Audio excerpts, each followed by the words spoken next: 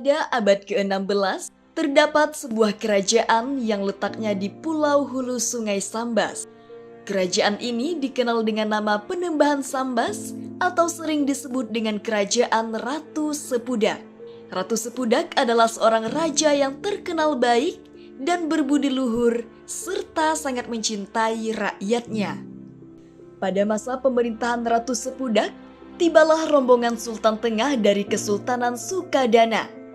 Sultan Tengah sebenarnya adalah seorang bangsawan dari Kerajaan Brunei Darussalam.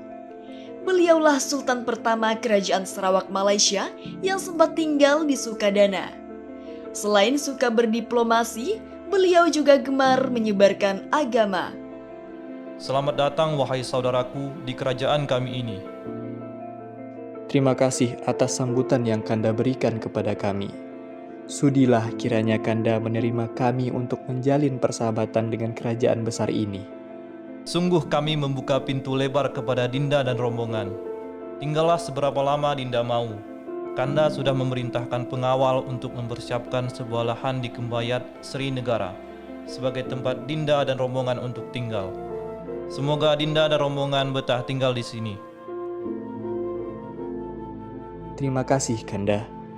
Kami pasti betah tinggal di kerajaan Kanda. Tidak lama setelah kedatangan Sultan Tengah, Ratu Sepudak tiba-tiba mangkat secara mendadak. Pihak istana pun segera mengumumkan masa berkabung selama 7 hari 7 malam untuk menghormati mendiang raja yang sangat dicintainya. Wahai seluruh rakyat kerajaan Panembahan Sambas, saya ingin menyampaikan sebuah berita duka yang sangat menyedihkan kita semua. Raja kita, Ratu Timbang Paseban, telah mangkat pagi ini. Saya umumkan kepada seluruh rakyat untuk berkabung selama 7 hari 7 malam. Tidak ada yang boleh berpergian dan melaut selama itu. Hubungan Sultan Tengah dengan Ratu Anom Kesumayuda semakin akrab. Mereka bersepakat untuk menjodohkan anak Sultan Tengah yang bernama Sulaiman dengan adik ipar Ratu Anom Kesumayuda yang bernama Mas Ayu Anom agar hubungan dua kerajaan tambah kuat. Ananda Sulaiman, menurut ayah, sudah saatnya engkau berkeluarga agar tidak menjadi fitnah. Ayah sudah ingin rasanya menimang cucu. Bagaimana menurut pandangan Ananda? Ayahanda, kalau memang itu menurut Ayahanda yang terbaik, insya Allah itu akan jadi terbaik juga buat Ananda. Ananda Sulaiman, agar hubungan kedua kerajaan ini tambah kuat, bagaimana kalau Ananda mempersunting Mas Ayu Anom sebagai istrimu? Ananda terima niatan baik Ayahanda. Akhirnya, Sulaiman pun dinikahkan dengan adik ipar Ratu Anom Kesumayuda yang bernama Mas Ayu Anom. Karena pernikahan ini, Sulaiman mendapat gelar kebangsawan menjadi Raden Sulaiman. Raden Sulaiman terkenal memiliki kecerdasan yang tinggi hingga mendapatkan kepercayaan raja pada saat itu. Namun, hal ini menimbulkan kedengkian pada diri Raden Aryo Mangkurat sebagai adik Ratu Anom Kesumayuda. Mengapa selalu Sulaiman yang mendapatkan sanjungan dari Kanda Ratu Anom di saat rapat di istana? Aku tidak sudi. Dia lebih berpengaruh dibandingkan aku. Pengawal. Baik tuanku, perintah tuan segera saya laksanakan. Laksanakan segera. Baik tuanku. Kanda. Ada apa Dinda? Dinda mendapatkan kabar di pasar tadi yang mengabarkan Kanda ingin memberontak terhadap raja. Dinda menjadi cemas mendengar kabar itu. Berita yang Dinda dengar itu hanyalah bohong belaka Dinda. Tidak ada niatan secuil pun di hati dan pikiran Kanda untuk berkhianat kepada Baginda Raja. Mungkin ada orang lain yang berniat ingin mengadu domba Kanda dengan Baginda Raja agar hubungan baik kami menjadi rusak. Baiklah Kanda, Dinda percaya pada penjelasan Kanda. Kita harus cari tahu pengawal, siapa gerangan di balik cerita ini. Tolong kamu selidiki pengawal.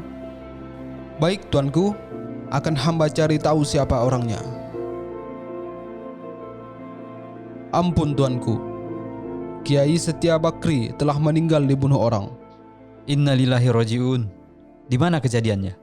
Jenazahnya kami temukan di hutan pinggir desa. Sekarang sudah kami bawa ke rumah beliau untuk dimakamkan. Apa ada saksi yang melihat kejadian itu?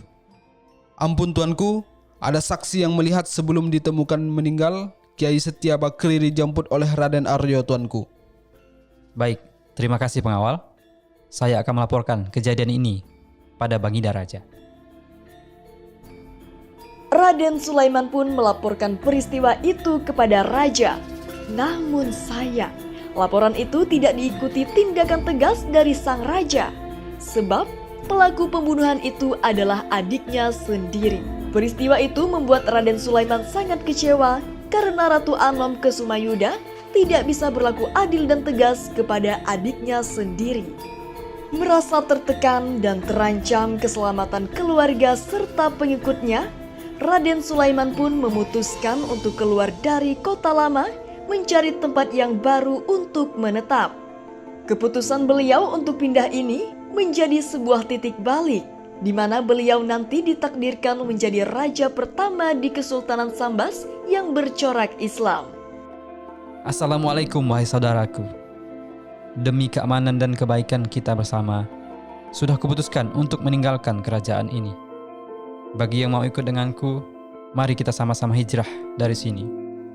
Bagi yang ingin tetap menetap di kerajaan ini, maka tidak ada larangan untuknya tetap tinggal. Akhirnya, Raden Sulaiman bersama rombongannya pun mulai melakukan perjalanan. Hingga sampailah mereka di sebuah hutan yang tenang. Berada di bantaran sungai Sambas besar dan tanahnya yang subur. Wahai saudara-saudaraku, bagaimana menurut kalian dengan tempat ini? Sepertinya daerah ini cocok untuk kita jadikan sebagai tempat menetap. Lihatlah tanahnya yang subur, dekat aliran sungai, sangat tepat rasanya untuk dijadikan tempat tinggal. Baik tuanku, kami setuju dengan daerah ini untuk dijadikan perkampungan baru. Hutan belantara yang penuh semak belukar itu kemudian ditebas oleh Raden Sulaiman dan pengikutnya untuk dijadikan perkampungan. Maka daerah yang sempat dibuka oleh Raden Sulaiman dan pengikutnya di bantaran sungai Sambas besar karena belum memiliki nama, maka setiap warga yang lewat selalu menyebutnya dengan kampung yang ditebas. Akhirnya, lama-kelamaan daerah itu disebutlah dengan nama Tebas.